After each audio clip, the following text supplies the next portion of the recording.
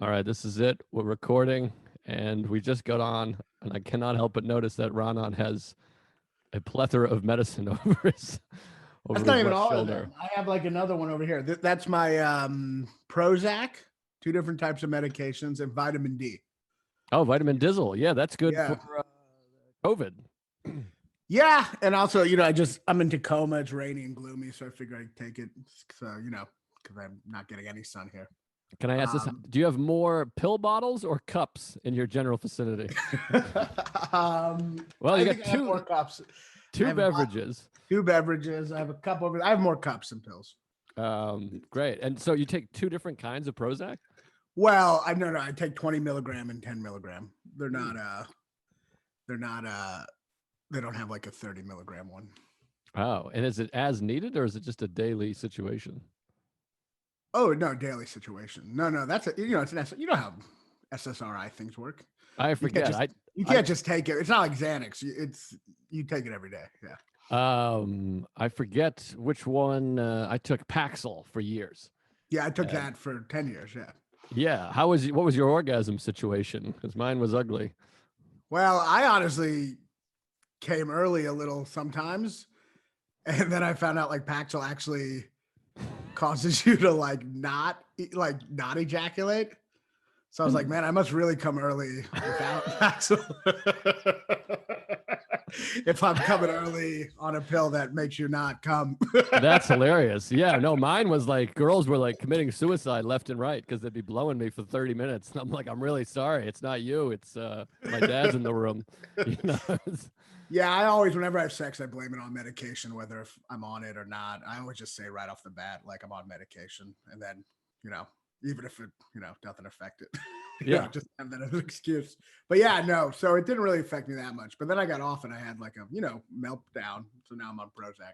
Right. Yeah. Check out the first episode of Mindful Metal Jacket. I think we talk all about this. And we should plug some shit in here because a lot of people are watching this. Where can people find you and all that gay shit? The album is out.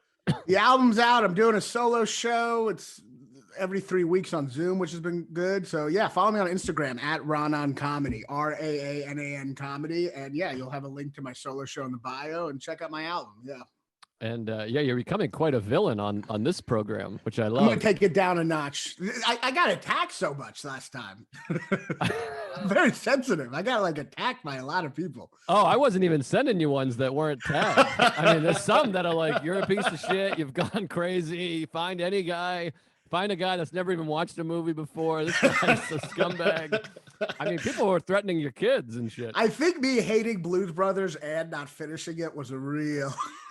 That I think John Candy not funny. That really. Yeah, well, that's a horrible take. The Blues Brothers is a horrible take. Shawshank, I think, gets on people's nerves, but I got some takes that are similar to that upset people. I mean, the Sopranos thing I've been fighting off for years. I mean, that's worse than any take I've ever had in my life. So but I think this show, I think it's good. I mean, these are all how I feel, but I think this time I'm gonna be a little more. I mean, there is some things I fucking hated Rain Man, but there is things that I think we can be a little more. For once, I liked one of the movies we watched. Okay, this is exciting. Yeah. All right, I'm excited to jump in here. So for all the people who hate me out there, I thoroughly enjoyed Risky Business. Thoroughly enjoyed it. I really liked it. I've been watching these terrible 80s movies through this podcast. They all suck. They're all just everyone and all the people attacking me. It's just your childhood. You have no idea what you're talking about. They're bad movies, but this movie is really good. It's interesting. It's not like you first of all, it's a lot like Ferris Bueller, right? It's very similar. In some ways, I suppose. I don't. Well, set in Chicago. Right, which we could have done it in the Chicago movies. Set in Chicago, the whole car sequence just seems straight out of Ferris Bueller. Very similar, yes. Rich parents. Rich parents, but it's just it feels like a more real movie right away, Yeah, well, yeah, it's a little more reality based for sure. I mean, it gets also pretty ridiculous. Yeah, I texted you the part where he. The part where he had sex with her, I was actually confused watching it because I thought that was a dream sequence at first because he's a virgin and he's had some dream sequences, you know, in the movie. Right. And then Rebecca De Mornay comes in and they have like this amazing porn like sex that's very he like rips off her dress, and this is a virgin. Like he just rips off her dress and he's fucking her. Like he's already gone down to sitting down and she's on top of him. They're doing chair fucking on their first time. They're doing it took me 10 years to get to chair fucking. And I'm like, I thought it was a dream sequence. I totally was like, oh, this is a dream. And then I literally to the point where I'm like, oh, this is weird. It's a dream, but it's already Rebecca De Mornay. Like I literally thought like he's somehow prophetic or something. Like he dreamed her before she comes. And then I realized, oh, this is real. Yeah, well, first of all, I'm blown away that you've had sex in a chair. I mean, frankly, I'm not buying it, but oh, geez. I honestly haven't. I was lying just for the. Someone's ringing the bell. Sarah's got it. Thank God, Sarah's here. I haven't. I was just lying, honestly. Or maybe one time I had. Yeah, one time I had. You better be careful your mom doesn't come in. She'll break your glasses if she hears you've been banging in her chair. But yeah, no, it's very dreamy.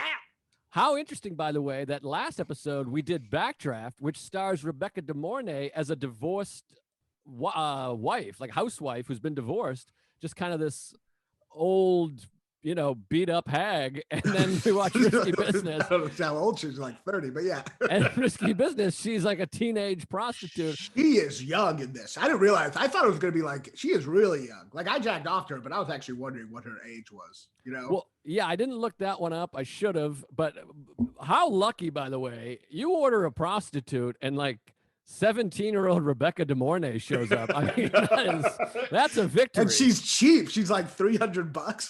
Yeah, exactly. But that is like $2,000 escort service there. Like that is not just off Craigslist or whatever. Not Craigslist, whatever it is, the newspaper ads, the original Craigslist.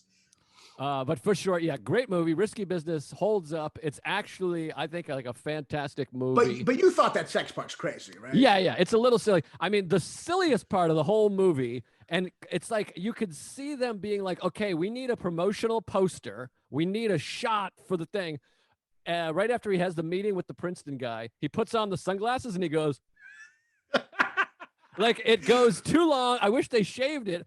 He does like a open mouth thing, and then he opens his mouth a little bit further, and he like pauses, like, "That's all, folks." Yes, but we'll do a real role reversal here because this is you shitting on it and me saying I laughed out loud at that part. I thought that part was hilarious, just because he stands up and just goes, "University of Illinois, it is." Well, that's amazing. No, the joke is great. The joke is great. The fact that they freeze frame after, yeah. He does the face so like the face doesn't make sense, and it's clearly him like posing for the billboard. He's like, well, is that how they had to do posters? They could have just taken a separate picture. They I don't think they had to freeze frame in the movie. Like we got to get something.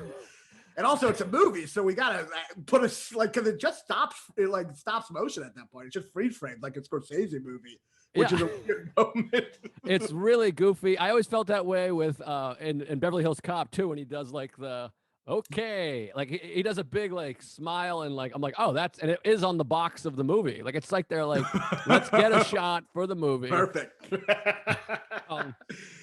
But it is.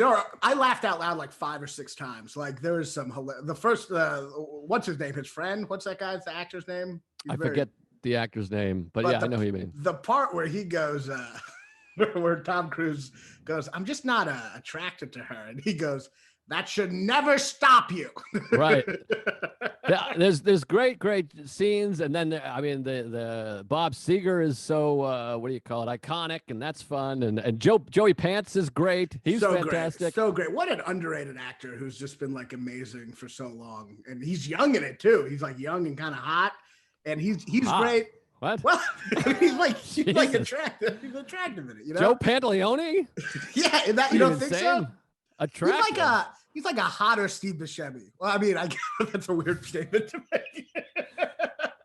He's like a character actor that's like kind of attractive. I don't know. He looked hot in that. I think this is insane. He has like hair plugs. What? I mean, this is like absolutely the craziest thing I've ever heard. You have the grossest taste in men I've ever heard in my life. I don't know.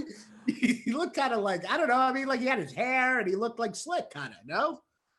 No, he's got like hair plugs, thinning, cheap suit. I mean, like he looks like James Woods in Casino. Like he stinks.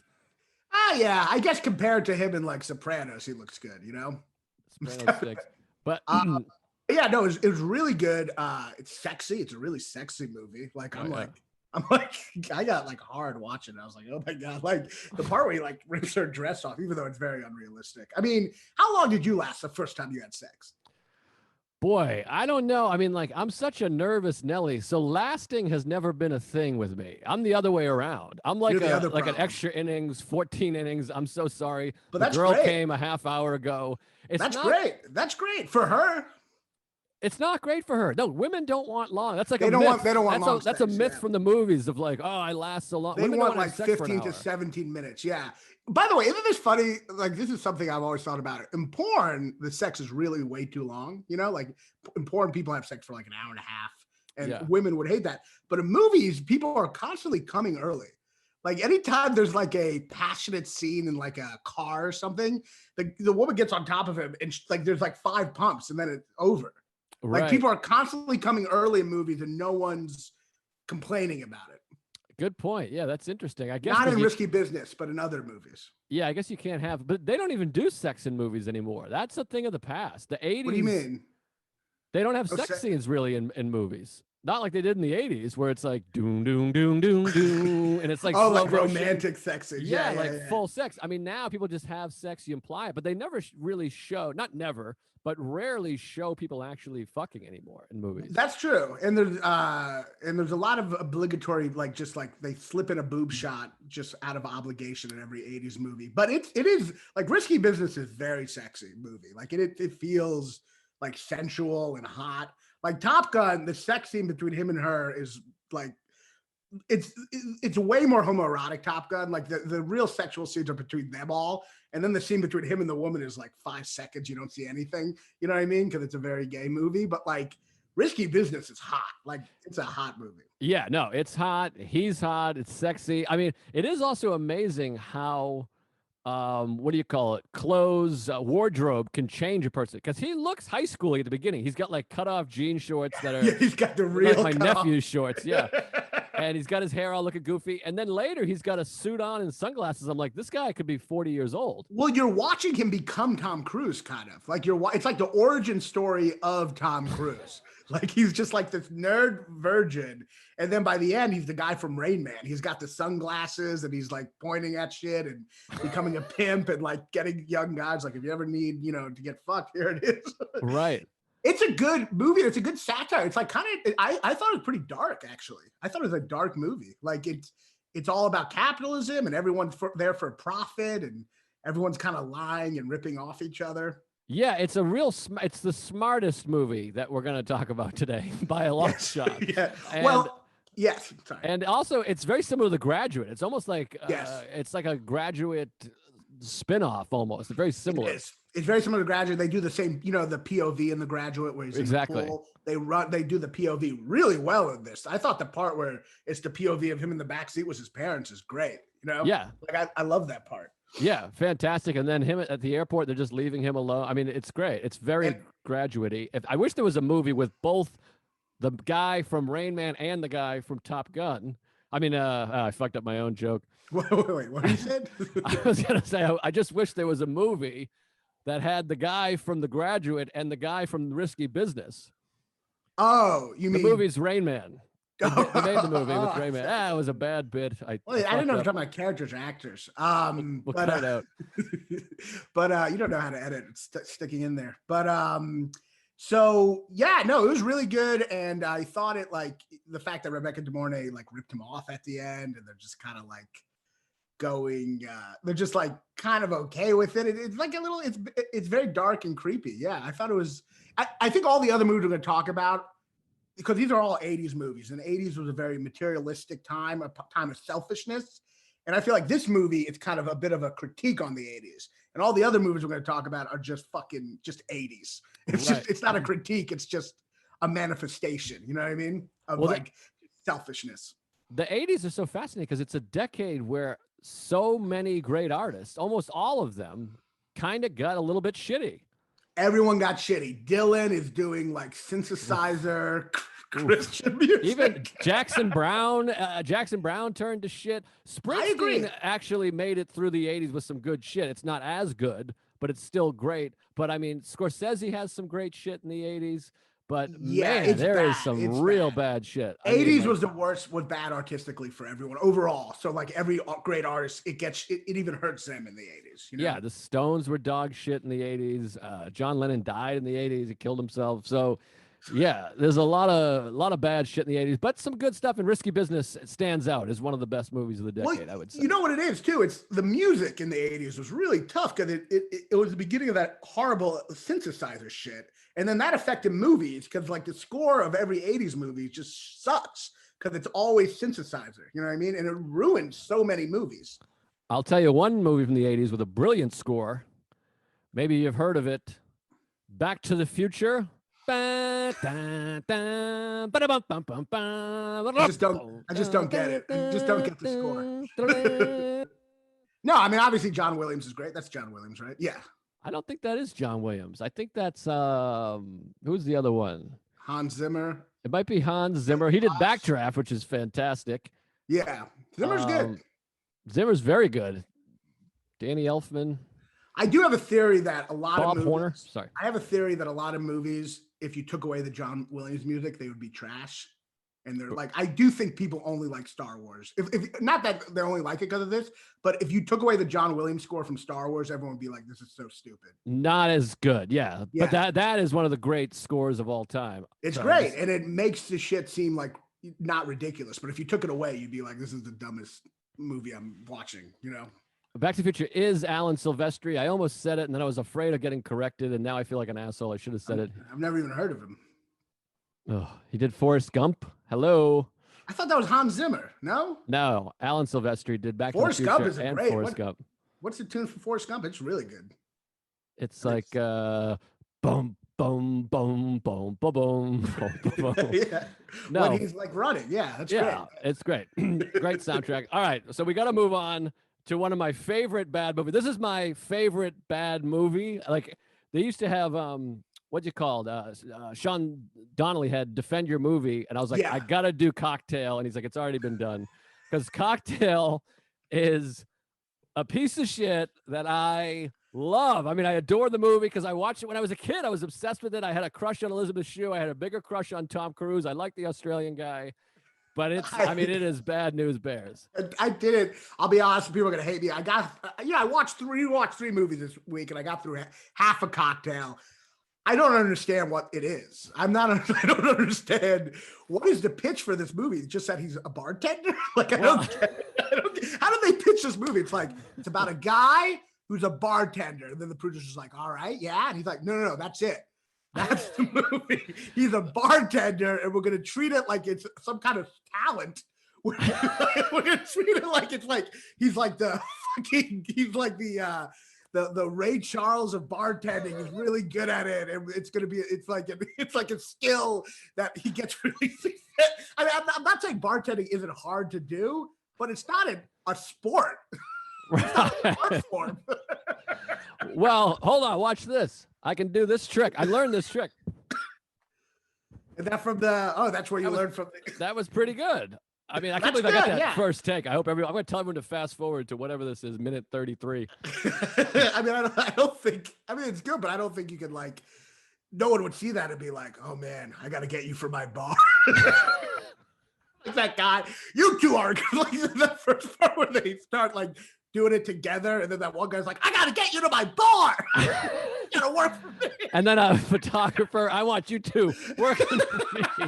I got the hottest bar in town. Well, here's the thing. No one has ever gone to a bar, including Coyote Ugly or a strip club, for the performance by the bartenders. And Roger Ebert pointed this out 2 years ago, because I remember he wrote a great scathing article about it. But what packed bar in Manhattan, 1,000 people, packed wall to wall, is gonna sit while a fucking idiot stands on the stairs doing a poem? All right, everybody, the Velvet Hammer. Everyone would be like, fuck you, you fucking piece of shit. Where's my drink? Nobody wants a drink. They just want to listen to Tom the bartender's Cruise. doing a poem. Everyone quiet. You get your drink later. Everyone quiet. He's doing a poem. There's an idea in this movie. There is a overestimation of what a bartender is. And I'm not saying it's not hard. It's a hard job, but it's about efficiency. It's not a it's like you did a movie about a plumber, and anytime he fixed something, there'd be a guy like, I gotta get you working for my job. You're amazing. And he's just flipping the plunger up and down. Flipping the plunger. And like, you're incredible. They're confusing like something that's utilitarian with like some kind of art form. I was like, what is this movie? Well, evidently, I heard this from somebody that there's a book. And the book was all about the collapse of the economy or commercial. It's like a real book about a thing. It's like an actual book about something. It's like I thought you were going to have more information than that. And Sarah just yelled gentrification. It's about gentrification, I guess, which is not what the movie's about at all. But no. I think it was a book that somebody read and was like, this is a really good book. I'll pitch this as a movie. And they thought, this isn't going to sell. We'll put Tom Cruise in it and we'll make it a little sexy. And then it became a movie about a bartender. But there's a few amazing things in there. I guess in the 80s movies, like you can pitch something, just be like, it's Tom Cruise like throwing a bottle and catching it from behind his back. And the producer's like, that's all we got to know. Like we'll just have montages of that and people will love it.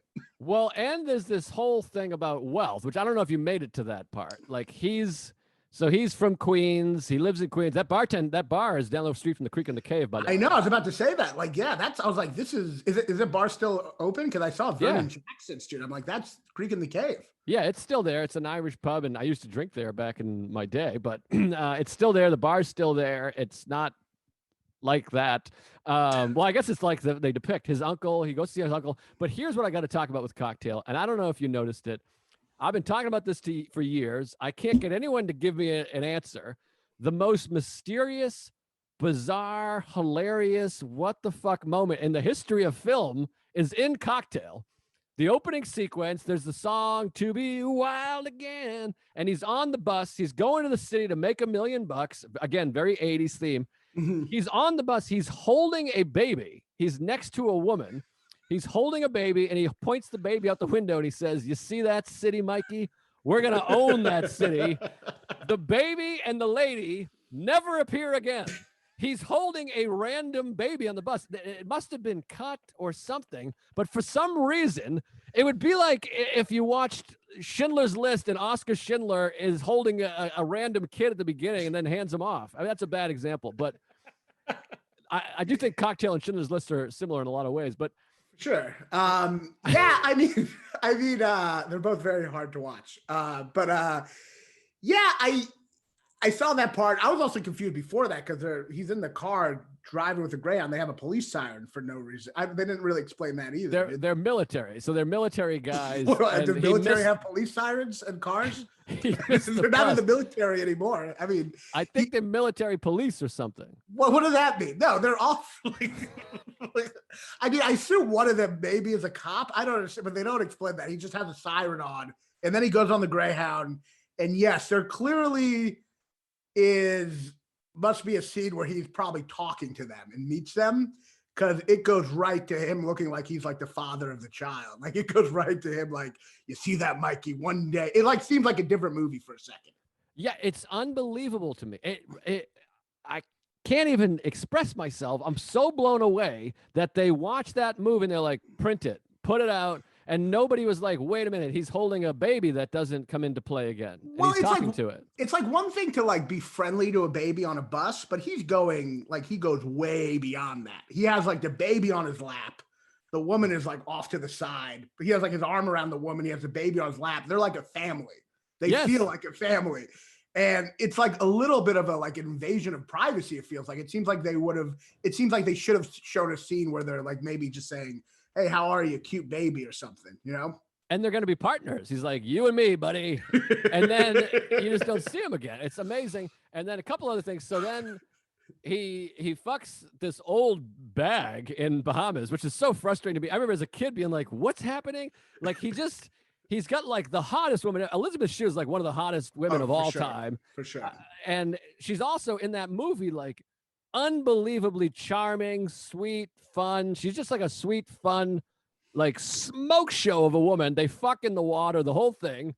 And then on a dare, he fucks like a 78-year-old Australian who's hideous. And he's like, when a guy lays down a bet, I'd be like, what? Any guy would be like, that guy, that's a fucking troll. Wait till my girlfriend shows up. You're going to laugh so hard when you see what my fucking girlfriend looks like. You want me to fuck this piece of shit? That's what would have happened. So he leaves her, and then he tries to stay with this woman who sucks, and she's rich, and it's all about him trying to get rich. But then it turns out the big moment in the movie, for some reason, again, poorly written, he goes to her art studio back in New York, and and her friend is like, she's at her father's house, and he's like, do you know the address? And she's like, yeah, Park Avenue. It's like, whoa. It's like this big plot twist. He's like, Park Avenue. And she's like, that's right, you piece of shit. Well, this is how shallow the 80s are. Like, his big regret isn't that he cheated on his girlfriend because he's a dick. His big regret is that he cheated on his girlfriend who he didn't realize has a lot of money. Right. Like, that's the real, that's regret in an 80s movie. I would never have done it if I knew how rich your family was. Right. And then the most egregious scene, I mean, and this is one of the silliest, most egregious scenes in any film ever.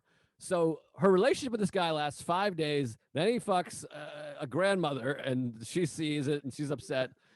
Then, months later, he comes back to New York, shows Which up. is, by the oh, sorry. I was just saying, it's so much more hurtful. Like, if he had an affair with someone when he's drunk, or it was a mistake, how much more hurtful is it that it was just a dare?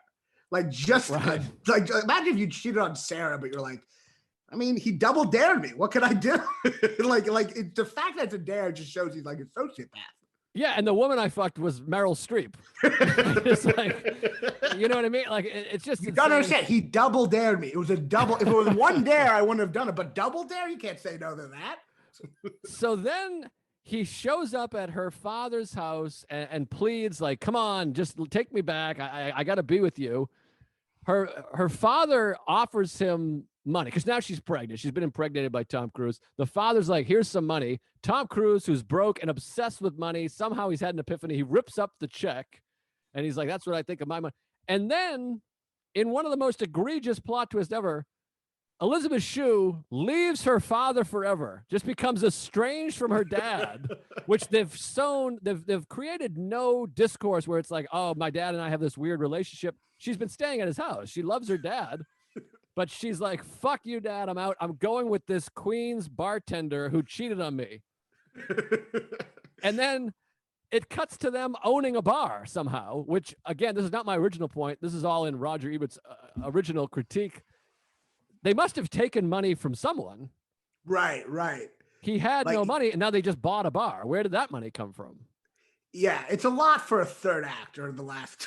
It's like its own movie that they cram in at the very end. I don't understand what this movie is. I don't understand the purpose. I assume maybe the book was like a satire about 80s materialism or something, but as a movie, I assume they want you to root for the characters. Yeah, and you do not. It's hard to root for a guy who I just want to be a millionaire, and I don't care how. I just want to make a shit ton of money. I don't care. I just want to own. It's one of those movies where you look at the skyline and you're like, I'm gonna own this city one day, which is not like a thing people do. But it's like, I'm gonna own this city, and then he realizes that New York is way more cutthroat than you thought, just because some big Wall Street company won't give him a job, even though he has no experience. He's like, man, this is harder than I thought. Yeah, I don't understand the purpose of this movie. Yeah, it's not good, but yeah, as a kid, we loved it. I loved it. It probably contributed to my alcoholism, but the owner, the other bartender, he's every bartender in New York I've ever met is a piece of shit. They're all really mean, right? And that guy is like. That guy is so nice to him. Like, he fucks up his first day and he's just like, whatever. Like he would have been fired immediately. I have to say, though, that character is actually pretty good. As far as this movie goes, he's the best written and depicted character. It's a good performance. That guy is great, by the way, in Along Came Polly. Underrated comedy.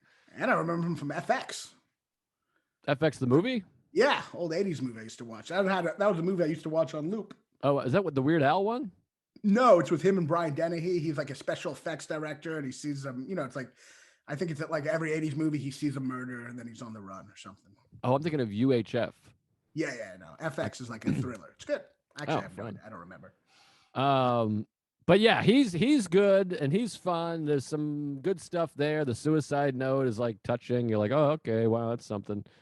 But yeah, it's a goofy movie. They don't even explain like it wants you to act like cocktailing or bartending is like a really like important skill that people are impressed by, right?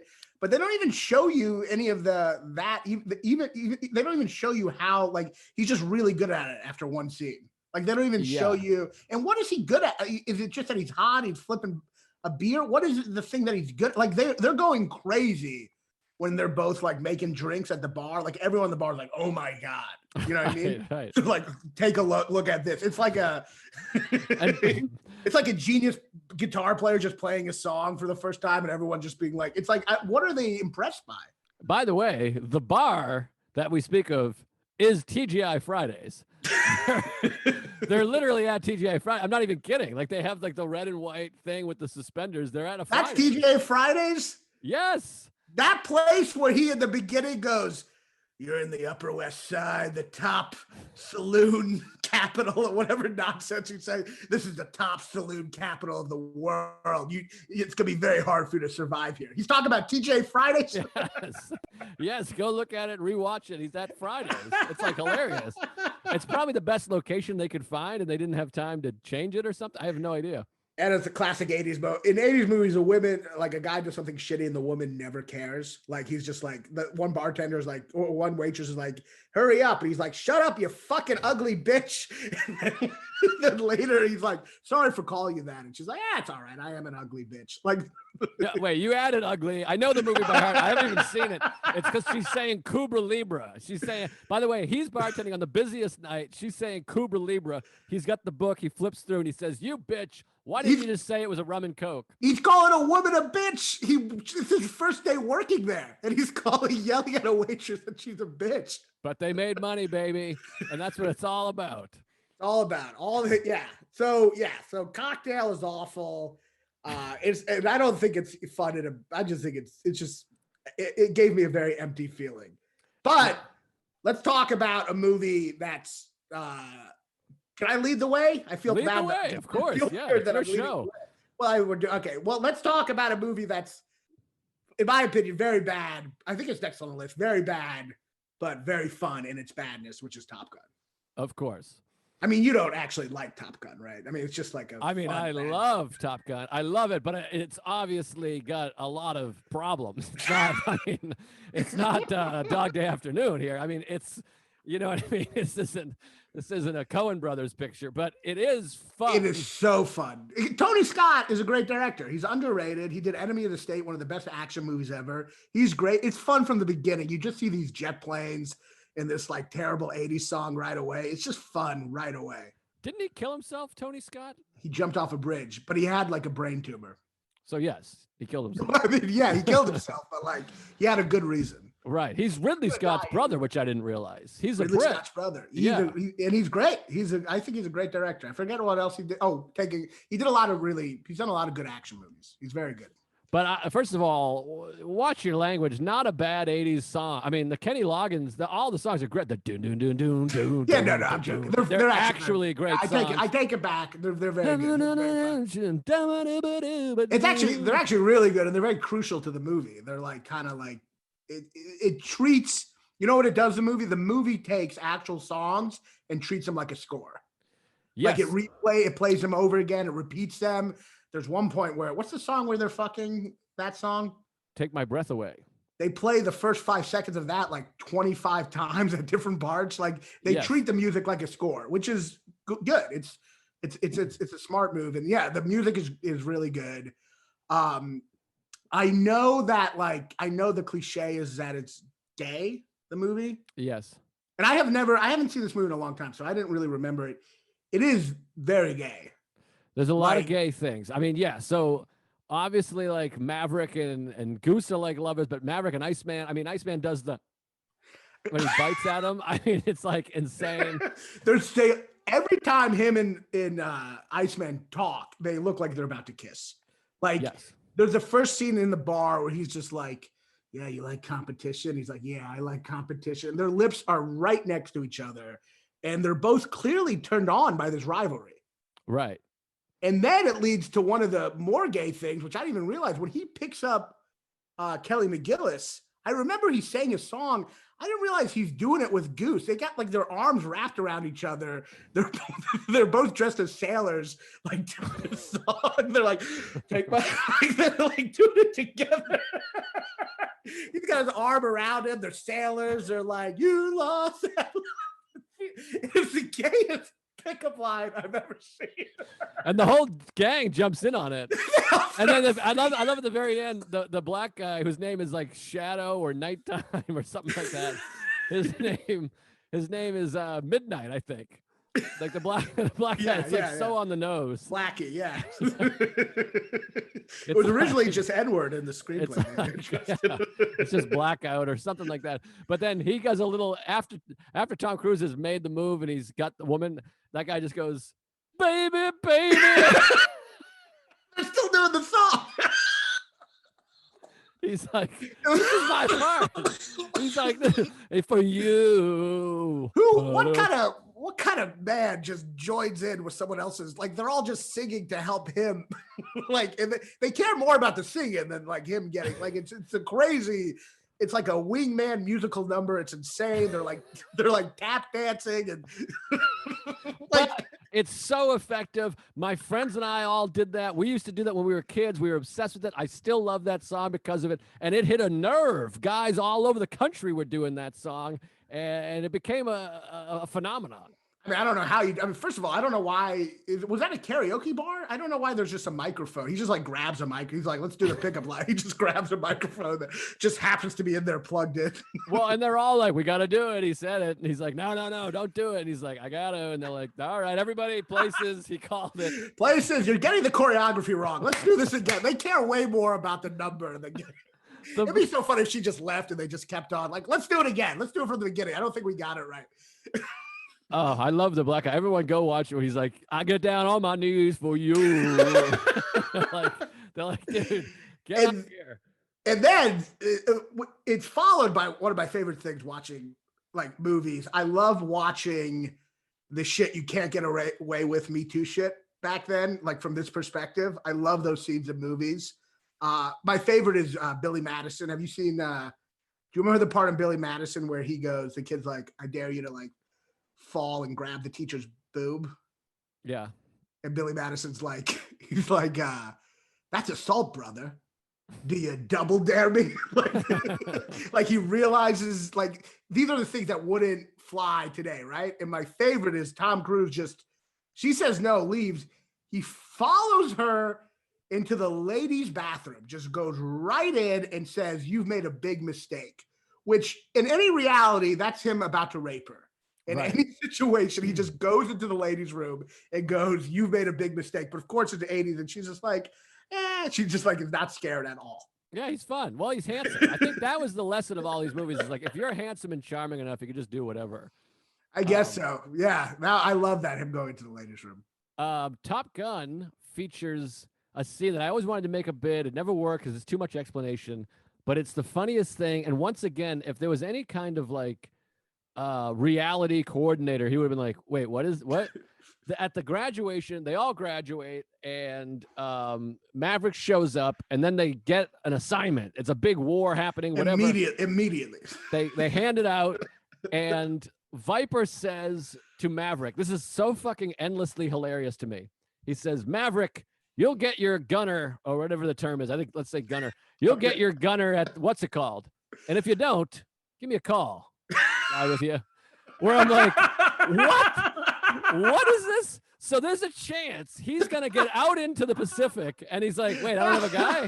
Where's my guy? Like, they're like, fuck, we forgot to get him a guy. And he's going to call Viper, a retired instructor, and be like, hey, yeah, Vipe, listen, I didn't get my guy. Let me give me a guy. And then he's like, oh, shit, hold on. Let me get my shoes. Oh, you're calling my bluff? I wasn't going to fucking come out there. Not gonna come out there. I haven't flown in a while, but fuck, my wife made a stew, but let me see what I can do. He's like, I'll call you back. I mean, that is a line that you're like, how did this make it into the script? They're treating a war like it's like tag team basketball. Like if you don't get a fifth player, just let me know. I'll come in. Like they're not like somehow it's a war, but they're not going to be able to organize a second person for his fight. I mean, if you don't, by the way, you're going to hear on Twitter about tag team basketball, not a term anyone's ever used. Pickup basketball. Tag team. But yeah, I mean, the idea that he's just not going to get a guy. Also, why doesn't he already have a guy? Aren't they going immediately? Like, it's so insane. And by the way, the guy he ends up having is Tim Robbins, Merlin, played by Tim Robbins, who's too tall to be a pilot, I think, by the way, in reality. And it is just bizarre. There's no, it kind of brings back something else about the movie. There's no political context to this movie. There's no sense of what they're fighting for or what's going on. I hear the term MiG, so I guess it's Russian planes. I guess it's the Cold War. They don't explain it, but this retired trainer is just like, yeah, I'll come back and fight on a jet plane with you and maybe die. Like yeah, just let me know. Just give me a call. I mean, unbelievably funny. When you go to the Indian Ocean, you can't just give people a call. Like, yeah, exactly. And he's at home. He's like, yeah, I can be there in like 6 days. I gotta get a flight to like, Delhi, and then that would have been amazing if he called. That we should have seen that movie. I mean, it's so funny to me, and I've never. Maybe this is where this will live, but I've never found a place to put that. I went on to recreate it as a sketch. I tried to do it as a bit. It never worked because everyone's like, "What is this?" But yeah, it's hard because people don't maybe remember it the same right. way. No, but, I think you should try it. I think it's great. I think it's fucking hilarious. So funny, but there's so much fun. I mean, Great Balls of Fire is fun, and Goose is such a lovable character. I always related to Goose because I had you got the hot friend who's everyone loves. He's cool and sexy, and you're just this big goof that's lovable. He's also just a great actor. Like I feel like every Tom Cruise movie, he's always bolstered up by just way better actors around him. I truly think that Anthony Edwards is great.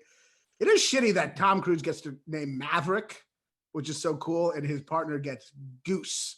Well, Goose is fun. I mean, that's Goose, though. He's summed up. But also, I do think Tom Cruise is fantastic in this role, working with the script he has. I mean, I think that when he's upset after the death, I really believe him. He seems upset, except when he throws the dog tags in one of the gayest, girliest throws. I mean, he looks like a little lady at the very end. Oh, when he throws Also, why is he throwing them away? Don't you keep the dog tags of someone who died? Like, why is he throwing away this memorabilia? I feel like you would keep that to remember him. Yeah, I think he's supposed to be letting go, but yeah, it's awful. That's just a weird thing to throw away. Yeah, no. Well, also the other thing that I find so interesting. So let's talk about the death part. So, to me, this is such an 80s movie in terms of no one cares. There's no patriotism. No one. All they care about is winning. Apparently, they're in the Navy, right? Yes. But there's no sense of why they're in there. They just care about winning number one in this Navy Academy. That seems to be their only interest in being in the Navy, right? Right. Which is a very 80s thing. They just care about winning, and that's it. Just them personally winning. But then his buddy dies, and everyone tells him to move on immediately. Immediately. Everyone's just like Tom Skerritt's you got to move on. He's saying that at the funeral. He's sad. Everyone's at one point, Kelly McGillis, he's really sad at the bar, and Kelly McGillis is like, what happened to you? You used to be so larger than life. Right. It's his fucking friend died. It's no one has any empathy for when someone dies in this movie. They're just move on immediately. Yeah, my friend died, my best friend, my only friend, who I've called my only family. I'm on the record saying you're my only family, and he died while I was driving. Right. It was a situation. I know they went in the trial and he wasn't at fault, but it was bad. He died in his arms, literally. Well, also this whole not fault thing is so crazy to me because everyone in the movie is like, dude, it's not your fault. Yeah, maybe he's just sad because his friend's dead. He doesn't they're like, why are you sad? It wasn't your fault. It's like they don't. No one in this movie understands grief. Kelly McGillis is basically calling him a little bitch. He's like, you used to be larger than life, and now look at you, all sad about your friend's death, you fucking pussy.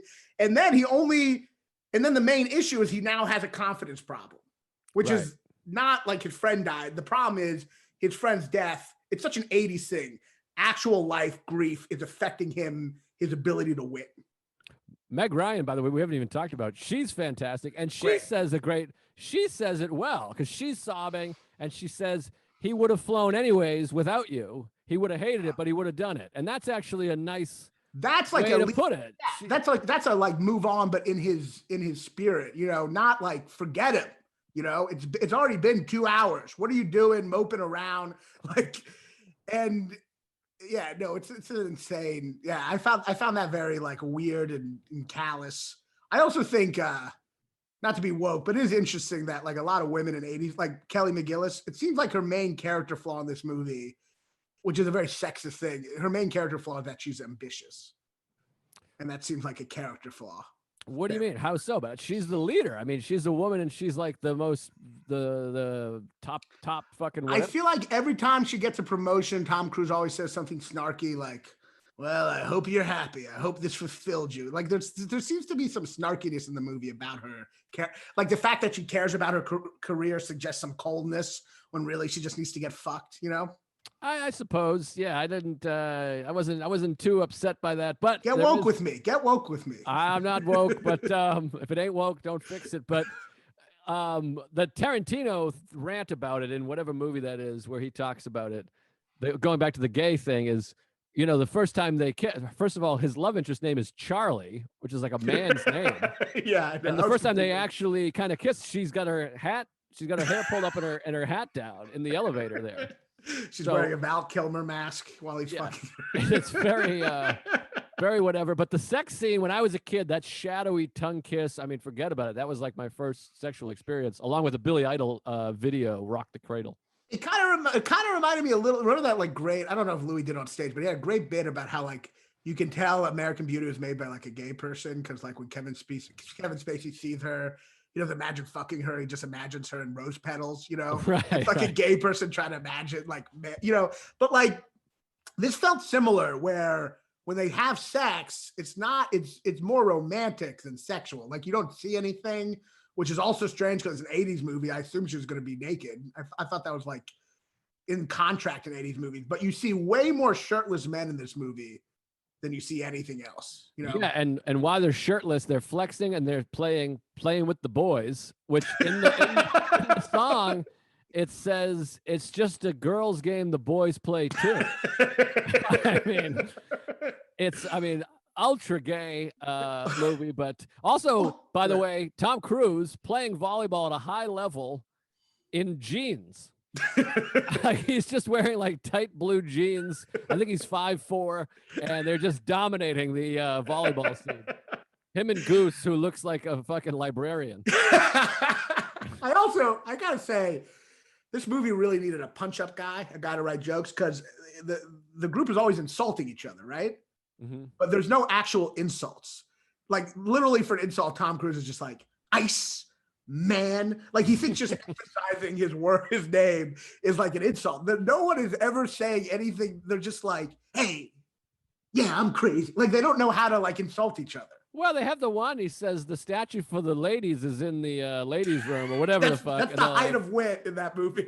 Yeah, it is. But Goose is so good in that moment. He goes, you kill me. And he's great in that. I mean, like, Anthony Edwards is fantastic. But it's just so many, like when the one guy makes fun of him, Tom Cruise, it's always, anytime someone makes fun of him, they just lean like they're about to kiss. And Tom Cruise just leans up and goes, hey, Wolfman.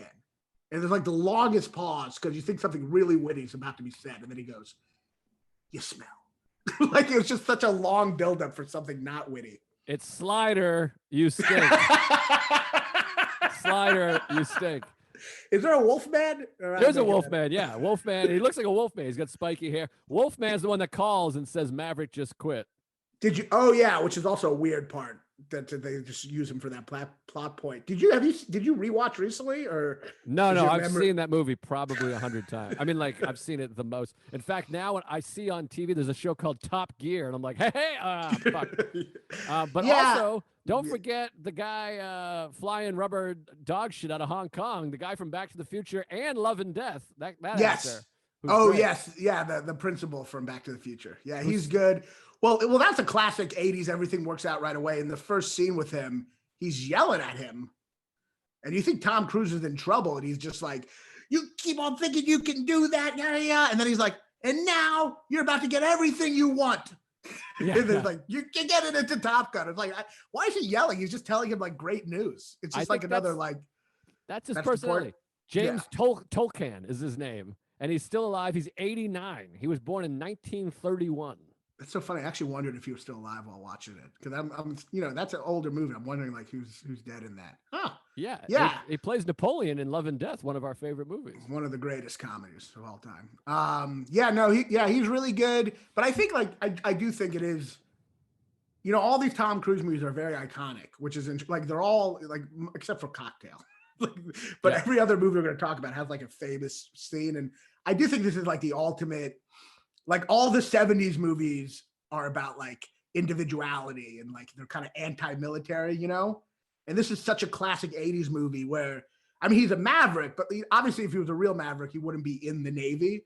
So it is already like you're losing the individuality of the 70s. It's almost about like being badass, but still kind of conforming, Right. And yeah. No, I was gonna say, but it's just also just fun. It's pure fun, and the planes. It's very fun. And also, I forget this, and this we kind of talked about this with Back to the Future, because when you're a kid, you just watch it and you go, "This is great." It was also like groundbreaking for the cinematography in the planes. Like those action sequences are like mind blowing, because you think about it. Before that, there's not really anything before that had that kind of cinematography in the air. Though sometimes I did have trouble figuring out who was in the plane. Like I had trouble, like there's one part where I thought Tom Cruise was up in the air and then it turned out like he was still on the ground, and I had trouble following who was in the plane. Do you have trouble with that? No, I think that's because it's like because they're all wearing their masks. Yeah, no, you're dumb. But I think that shit, I was gonna say something and then I felt bad about my dumb joke. Shit. Oh, the other thing I have a hard time with, and this has nothing to do with movies.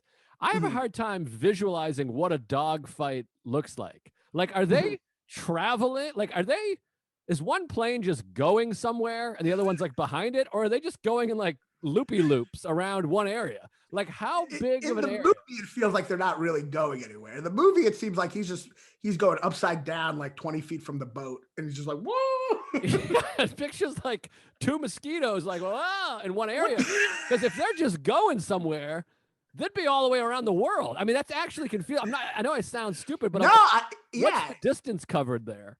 It feels I don't know, but it feels very small. It feels very small. He also goes upside down for fun, which seems really, I don't know anything about being a jet pilot, but that seems very irresponsible, like and very dangerous. I mean, I guess he's trying to be dangerous, but it's crazy that he just keeps on going upside down just as a joke. It's also embarrassing that like Sarah and I talk about this all the time. I hate the finger. I've never got the finger. I hate that it's like a thing and like what the least witty thing in the world. Yeah, I'm giving you the bird. Yeah, the least witty thing in the world. Like the worst. And then they do a whole bit around it, and it became a thing too. And he gives the finger. He has like his fingers up and his thumb out.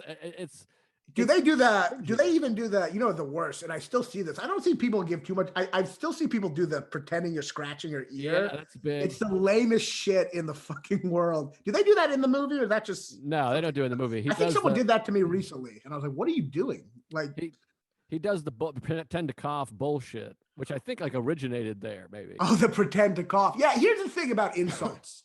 Like for me, an insult is mean if it's like personal. If someone calls me like fat, that's like insulting, But if someone's just like middle finger, like why would I be mad at just one finger going up? Like it doesn't make sense. No, and people still think it's like cool or something. I don't get it. It's always been silly to me. Like, whoa, you got me, the finger. Also, like no one insults each other in this movie, and they get mad. Like I get the girls' bathroom, I guess, or you're like whatever, but like there's no personal insults. They're just like. And then people still get mad. I don't know. It's to me, it's like to insult me, you have to say something like true. Even calling me gay doesn't insult me because it's just I guess I'm just not. I'm not gay, so I'm not. I don't know. To me, if you want to insult me, say a thing about me that I'm insecure. I'm not insecure about being gay. Right now, I'm just trying to think of ways to hurt you. So this is getting. I mean, fat is a big one. You call me chubby Jew on your other podcast. That hurt. Oh, I was kidding. No, I'm joking. But the last scene, though, or the second to last scene, whatever, when they're like, a couple things. When they're cheering at the end, when he like wins, they're like, "Yay!" That's really silly. And then also, I love that Charlie manages to like play the song on the jukebox and then runs out and like hides behind the wall. I know. And then like she knows that he'll get up and come out there, and then she like swings open. And he's like, "Whoa, I knew it. I knew." That's like so silly, but I fun. also found that part also like the classic, like everything works out to the point where I thought he would at least have to go find the girl, but she just comes to him. Right. He was the one kind of being a dick at the end. I thought, it's like Good Will Hunting. I thought he'd at least like go look for her, but no, everything works out. He just goes in a bar and she just knows he's there and comes to him. It's like everything works out for him in that movie. And everyone, it is such classic 80s selfishness and solipsism where everyone is rooting for him the whole time. Like everyone only cares about his life. Right. Like it's literally like this tale of the ultimate, like, it's like if a narcissist wrote his own movie, like it's what he would think. Everyone's just like, oh, is he going to get his confidence back? Is he going to what's going to happen to him? Is he going to come to the graduation? No one has any other interest but him. And then when and then at the end, they're just so happy that he like won, or that he did, even though like they've killed people, like they've literally murdered, like 4 planes explode. And they're still just like picking him up in the air, like, got your confidence back. Like, it's like so callous. Like, people have died. It should be like, you should be like, all right, we won that. But they're like, yay, he's confident again. He was insecure for a second because his friend died, but he got his confidence back. There's bodies but of course, I mean, I just realized that I forgot there's a sequel that was supposed to come out, but COVID fucked us. I mean, that should be out somewhere. I don't know what they're doing. Oh, with that. Yeah. I forgot about that. But B, we do have to, and I know, I assume we're just being cynical and fun, but like, it's also a Tony Scott popcorn Hollywood blockbuster. It's not directed by fucking Terrence Malick. You know what I mean? It's not a art house picture. It's a fucking Tom Cruise. We're going to sell a bunch of popcorn. Tom Cruise is going to be in a plane. He's going to fly around. It's going to be great. No, I wasn't bugged by it. It was fun, but it does. I am interested in what it reflects about that time period. It's the fact that like no one cares. It to me, like, the whole trickle down system of the like 80s. This concept that if we're all just greedy, it'll help everyone else. Yeah, of course. To me, this is like that thing. It's like there's no patriotism. There's no defending democracy. There's like if we all just care about winning and being confident, it'll help the greater good. You know what I mean? Right. So the fact that they fought off Russian planes, they don't even explain what that is, but it's all purely about their own like confidence. Yeah, I mean, and that's the decade. That's why it's so funny. The best movie of the 80s is basically a 70s movie. It's Raging Bull, which is made, and everything about it is 70s. There's nothing, there's nothing 80s about it. There's no terrible synthesizer music. It's just a beautiful score. Yeah, no, Raging Bull somehow got untouched by the 80s. Yeah, well, because it wasn't the 80s yet, really. I mean, I think it was mostly the 70s. That's true. 1980, like 1979. Yeah, basically. So, all right. So we've saved the very best for last. This is going to be a situation. Yeah, we haven't gotten contentious yet. Yeah. Here's one of my favorite movies of all time. And I assume one of your least favorite. Did you rewatch it? I mean, it's been a little while. I probably rewatched it 10 months ago. But some of these movies, I have to say, I had a strange Tom Cruise addiction. I had an older sister who was beating it to him. So these movies like Cocktail, Rain Man, Top Gun, I know these movies by heart. Like, I know it by rote, which is a line from Rain Man. A weird line from Rain Man. Yeah. So let me ask you before we get into this. I hate Rain Man. I hated it before. You are Rain Man. But let me ask you this: how much of this genuine love you have is just like a childhood attachment, and how much of it is do you generally think it's a good movie? I think it's hard to say because it's hard to separate. Yeah. It's very difficult to separate. If I saw this movie for the first time now, I might think very differently. But I saw it as a kid, and it was like my family's favorite movie, and it was touching. I do recognize a little bit, like I thought that's what it did a disservice to autism. Like I thought everyone thought that's what autistic is. Everyone thought like autistic people. In reality, like autistic people can't even like communicate or. Dude, I was a caretaker for a middle-aged autistic guy. You know what his big skill was? Screaming in the highest pitch when someone else moved a ketchup bottle in the diner we were at. That was his skill. I have that too. He spoke in gibberish. He just went like he just would. He had the screaming part from Dustin Hoffman. He did that, but there was no because he was not a genius. But I love the movie. I will say this. This has changed. First of all, the movie's hilarious. There's some great jokes in there.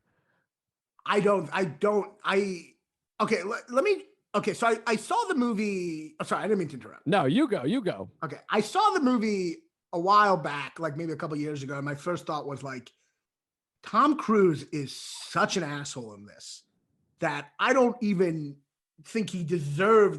There should be no deserving of a redemption, nor should it be believable that he redeems himself. He literally, like, this is how, imagine pitching this movie right now. You're like, all right, we're gonna make a movie about this guy who kidnaps a mentally handicapped person. He kidnaps him and he tries to steal his inheritance. And the whole time he's really mad at him for being mentally handicapped. Even though he's doing this to steal money, he's just like, what are you, fucking retarded? The whole time he's yelling at him. And they finally have a heartwarming moment where he exploits his skills to make a lot of money for him. This is the most unlikable character. And I'm not trying to say, like, I know characters can be in likable movies and that's not like a bad thing. But he's also boring. Tom Cruise is a boring asshole in this movie. He's just yelling the whole time at him. He's not interesting. He's just a boring asshole. Okay, so here's the thing and I mentioned this last time. This is so confusing to me with you because half your complaints, Forrest Gump, fucking Back to the Future, whatever, there's no flaws. They're just, everything's great. I need a flawed movie. This is too much the other way. That's why I like Llewyn Davis. I like a flawed character. Well, here's a guy who had a father that was very difficult and a mother that was dead, and his father had him arrested, which is all very traumatizing. It was never enough. We all have our own father issues. So they do develop, at least they develop that he's got these serious father issues. So he becomes very greedy and estranged from his dad. There's pop psychology, but there's no like, it's not the, you say I don't like a good character. Like I think characters are too good. It's nuance. I like nuance. There's no nuance to him. He's just a guy in a suit who's just a complete asshole. But he grows and changes, and that's your complaint with these other movies is no one grows or changes. This is great growth. I think Tom Cruise's performance is like pitch perfect. He's amazing. I don't think like someone who's that big of an asshole would not grow. Like, it's not like believable or earned. The whole time, it's not just that he's trying to steal inheritance. It's not just that. It's also the fact that he doesn't seem to quite understand that he's mentally handicapped. Like, the whole time he's yelling at him. It's like, what the fuck is wrong with you?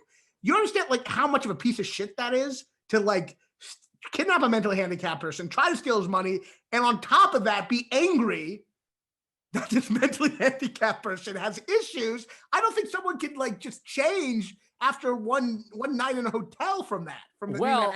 Well, here's the thing. A few things. First of all, he's got mental problems himself. He still has this imaginary friend that comes in. When he finds out he didn't get his inheritance and his girlfriend's talking to him, he's ignoring her and he goes to this weird place and he starts remembering Rain Man. I had this imaginary friend. So he's got his own. He doesn't still have him. No, he's recalling it now. Yeah. That's why the sound goes out. He can't hear her talking while she's talking. Yeah. So he's going into this weird place where he would go to because he's traumatized himself. And this is what the fun, interesting thing about Rain Man is, you realize later in life, and I watched it as a kid, is that the compelling character in the movie is Tom Cruise. And the great performance in the movie is Tom Cruise, not dumb Dustin Hoffman, who's a little... He sucks. It's not... He's not great in it. And as a kid, he won Best Actor. We all thought he was great, but it's Cruise is the great performance. But there are moments where Cruise, he realizes that he's the Rain Man. I mean, that is a big moment that would cause change. First of all, he doesn't understand he's handicapped because no one understood it. He's a very hard to understand guy, and he's an asshole, obviously. How does he not he took him from a place for mentally handicapped people. And he took him from there, and the whole time he's just like, what the fuck is wrong with you? What is wrong with you? Yeah, he's an asshole. He's an asshole. It's like if I kidnapped like a 6-year-old to rape, but then I was still annoyed that he was like a 6-year-old the whole time. It's like such I mean, that's a very dark analogy, but I'm just like, why the fuck do you still keep on talking about Legos? You piece of shit. Let me just, But that's the character, of course. He's extremely self-centered. He's extremely greedy. He ignores his own girlfriend. He's an asshole to her too.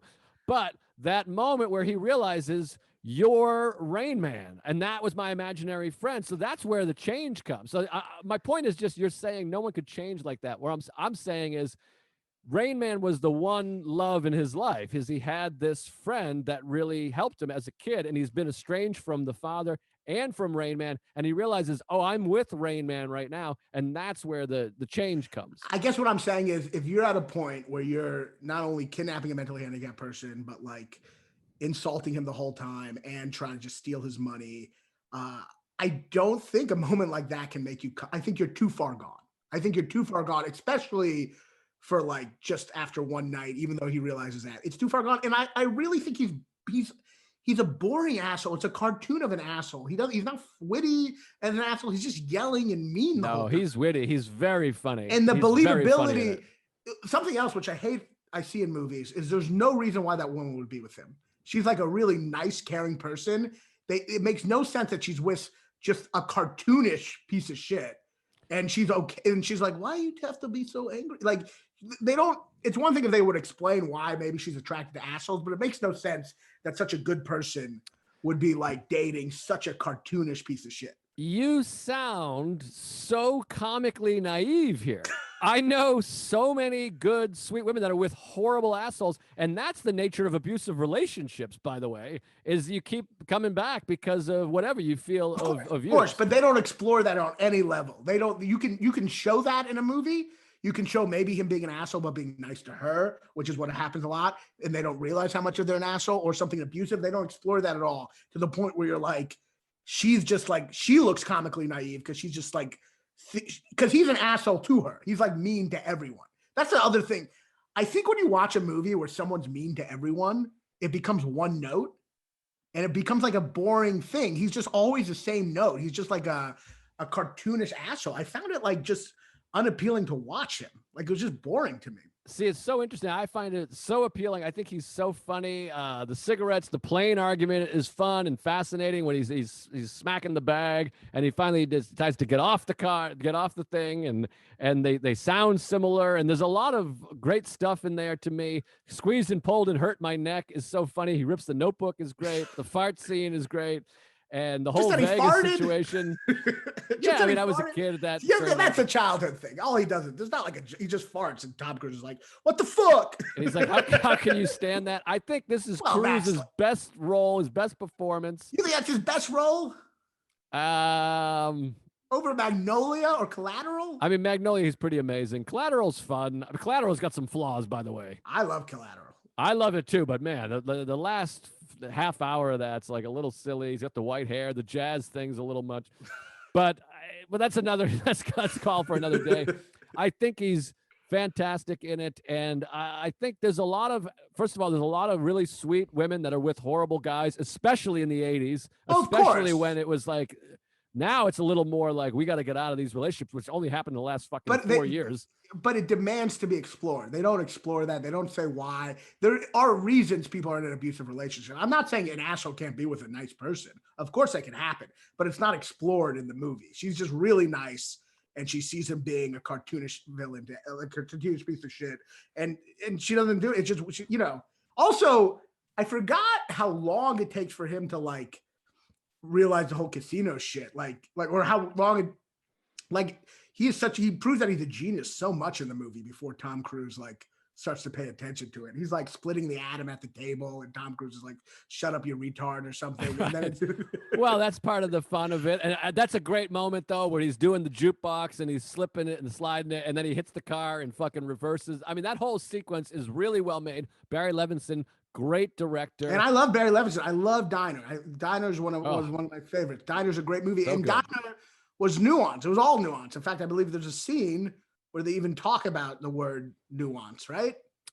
Maybe. I haven't seen it in a long time. I just remember him explaining why music means more than his marriage. It's great. Sounds like you can relate. Great movie. By the fact that I see no pictures of your wife, but only pictures of music behind you. Oh, literally, I realized this recently. Every single piece of artwork in the house, I'm like, these are all mine. Also, I was doing a Zoom show with Sarah, and it was so funny because like she was doing it, telling jokes, and just behind her was that poster of that gay movie you love. Oh, Strangers by the Lake. Did you watch that movie? I haven't seen it yet, but it's just funny. You got to watch funny it. to see that poster just behind her the entire time. You will love that movie if you're okay with seeing hard dicks shooting. Of course.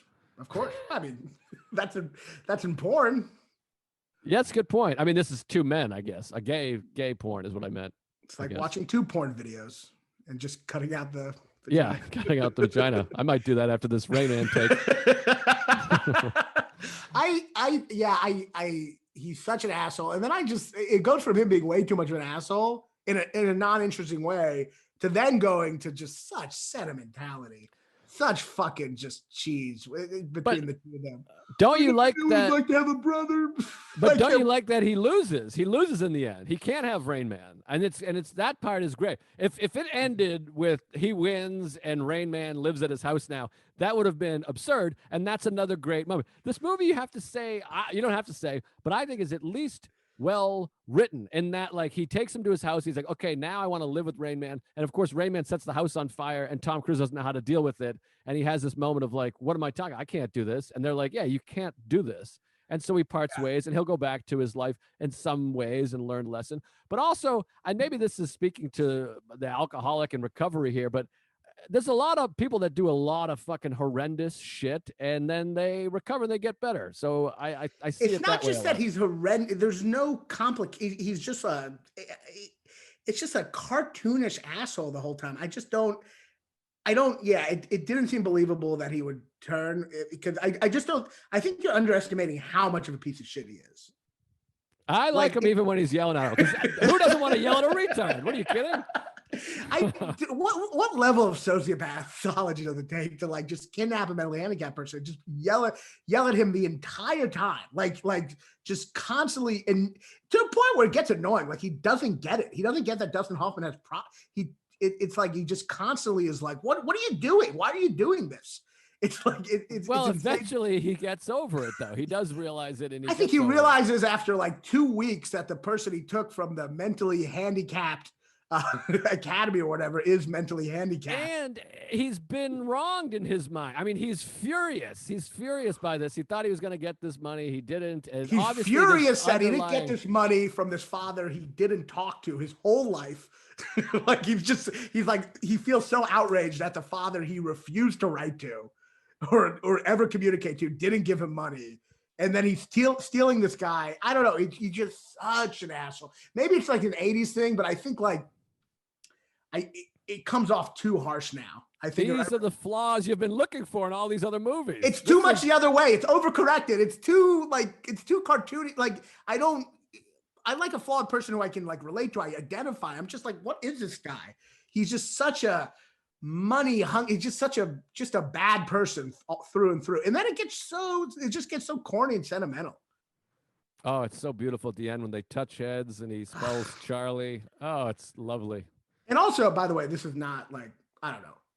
I was a caretaker for a guy with autism. And I mean, this is not like a critique, but I was a caretaker for a guy with autism and he was living with his mom.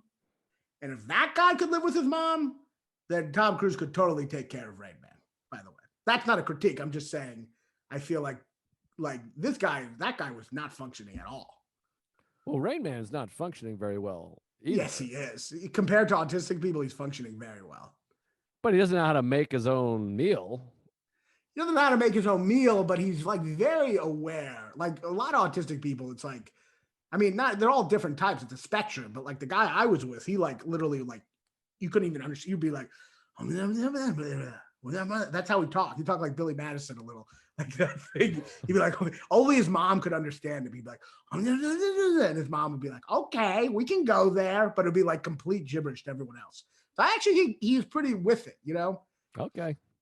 And I just think, he's too much an asshole. I'm not rooting for him. And then, I don't buy the switch.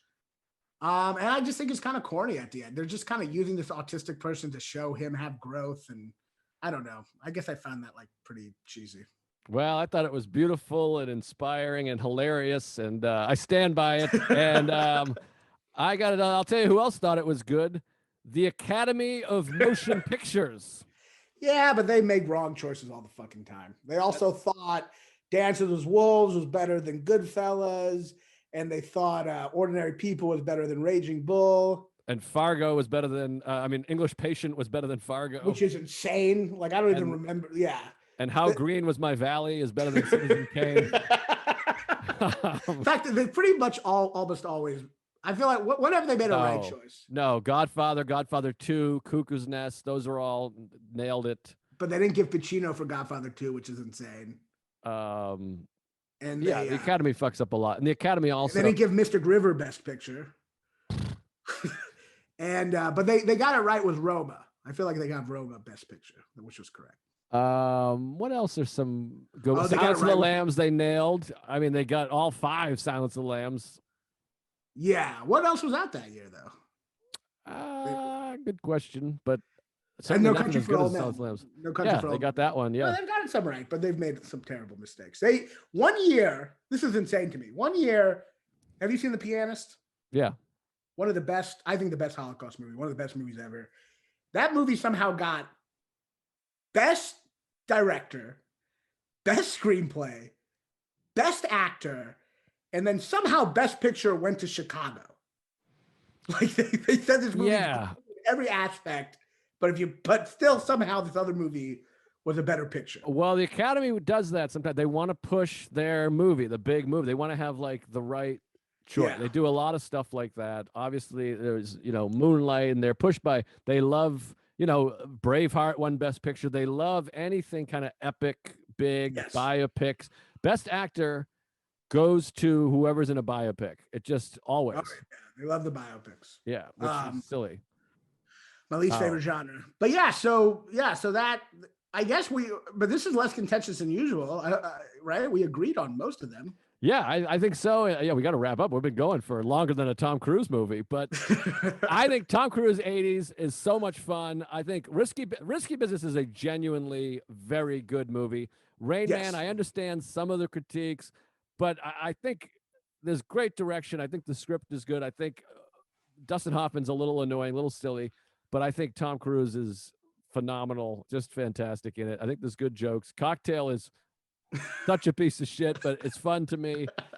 And we didn't do Color of Money, which is I like Color of Money. I thought that was a good movie. It's fun, but it's one of the least best Scorsese movies. True. It is definitely like probably right down in there. But there's some good shit with Paul Newman in it. There's some fun stuff, yeah. And we were talking about before, like that. What's that stand-up who made that great point, which is very true. That Rich Hall, which is that every movie he's trying to get good at some skill. He's always talented at something. He's always like talented and cocky at something. And then the big issue is he loses his confidence, but then some beautiful woman who's typically a much better actress than him, in my opinion, gives him the confidence and he becomes better at that skill. And there's the older guy. The older guy. Yeah. Roger Ebert wrote a thing too. I mean, Rich Hall has a great bit about it. Roger Ebert has a great article about it, but let me think of the movies. Cocktail, Color of Money, Days of Thunder. Yeah, all and Top Gun are all the exact same movie. Wait, did I say 4? Wait, Color of Money, Top Gun. And just to show you how crazy that is, we have Cocktail in there. So it's literally like all the other skills are jet pilot. Right. It's jet pilot, playing pool, car driver, amazing pool player, bartender. Yeah, but all 4 are literally identical. He's the hotshot phenom that everybody loves. Something happens, usually a death or something like that.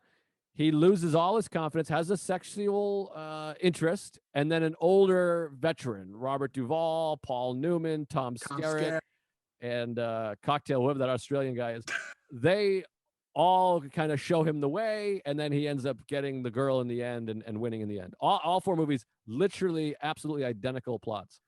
And I realized this, because a lot of these movies, he's also teaching, like, I realized recently, Magnolia is actually kind of a metaphor for all of his performance, is a metaphor for all his movies. He's this guy who's teaching men how to be men, right? Because he's like, so many men develop their masculinity through Tom Cruise, but really he's just a sad, fucked up person with a bad childhood. He's amazing in that movie. Great movie. He's great in that. That's what. We got to rank them.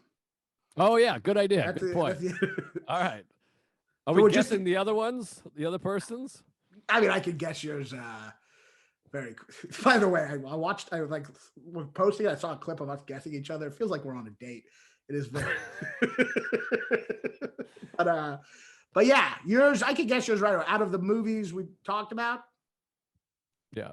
Well, number one is obviously Rain Man. Yes. Number two is. Oh wait, no. Fuck. Is it really Rain Man number one? It's hard because Risky Business, I do think, is a great movie, like an actually great movie. But Rain Man, I mean, I've seen Rain Man 50 times. It's as a kid, it was like my favorite movie or one of my favorite movies. I mean, people call me Rain Man all the time because I know the year that every movie came out and stuff, and a lot of sports stats. So explain the whole plot of All the Right Moves to me in the beginning. That was a little Rain Man-ish. Yeah. So I would have to say Rain Man is number one. Yeah. Rain Man's number two. So two is Risky Business. Well, then obviously three is Top Gun and four is Cocktail. And you forgot All the Right Moves. All the Right Moves. Oh, I guess that's number five. You like Cocktail more than All the Right Moves. I do because it's so again, it's just silly. I mean, we watched it all the time. I love the soundtrack. Don't worry, be happy. Great soundtrack. So yeah, I mean, All the Right Moves. I love All the Right Moves too. I mean, I love Leah Thompson's tits. I mean, I just love tits. So which woman? So is that Leah Thompson your favorite out of all the women in there? What do you mean? Out of all the women in all those Tom Cruise movies. Oh no, Elizabeth Shue is the hottest. I mean, she's the hottest. I mean, she's like maybe my number one all time. Yeah, no, she is gorgeous. Yeah, and then mine are pretty obvious. All right, so yours is Risky Business, number one, and that's it. And then I gotta go. It's gotta be Top Gun 2. Yeah. Right. Top Gun is number 2. Yeah. And then how many did we do? 4. Yeah. You didn't watch All the Right Moves, so I'm just gonna say All the Right Moves would be number 3 for you, because at least it's beautifully shot. And what do we do? Oh, and then Cocktail above Rain Man. Is Cocktail above Rain Man for you? No. Okay, Rain Man, then Cocktail. Nothing. I think Cocktail is one of the worst things I've ever seen. I mean, it's absolutely ludicrous. On Rotten Tomatoes, I believe it's 7%. Is that right? Yeah. It doesn't make any sense at all. Yeah, no, Rain Man is at least like a story. It's like, I understand what's happening. I understand the narrative. I don't I understand how they pitched it. I don't understand what Cocktail is. I literally don't get it. They're treating this as a skill. You ever go to Fridays and it's slammed and the bartender's doing poetry and the guy's like, no. And he's like, okay, hear me out. What if you went to the Bahamas, fucked the hottest woman in town, cheated on her with his grandmother, and then it turned out the hot chick was rich, and then she leaves her dad, they open a bar. It's a crazy, crazy thing. It's like it feels like this a story that it's not like a genre, but it's like shallow, like a genre movie, but it's so not real, but it's about all just normal shit, I guess, It's really, really silly. But the soundtrack is pretty kicking. Yeah. But I enjoyed watching them for the most part. I really like Risky Business. I've never seen it, and I thought it was really good. That's embarrassing, but yeah, no, it's great. Risky Business is great. All right, well, this was great. This was really fun. I enjoyed it. I hope everybody enjoyed it. And yeah, just to plug it, please subscribe to the YouTube. And you can go check out my special, I Hate Myself. I assume if you're watching this, you would have watched the special by now. But yeah, I assume if you've watched 2 hours of Joe talking about Tom Cruise movies, you might have seen the special. That's a really funny idea that they're like, no, these guys are comedians. Check out Raanan's album and follow us on Twitter, Instagram. Oh, can I plug a friend's album? Yeah, please. Yeah, there's my buddy Cliff Cash. He thought I was doing my other podcast still. He asked if I could plug his album, and I didn't have that, but I was like, I guess I can plug it here. Really funny guy, does great photographs. Check out his album. His name's Cliff Cash. And yeah, also if you want to check out my Instagram, Raanan Comedy, Raanan Comedy. I got a solo show, January 10th. Link in bio, free. Hell yeah, do it, and then make sure you follow. Go hit subscribe right now. Go hit the subscribe button if you haven't already. All right, that's it, and leave a nice comment. Thanks. All right, awesome.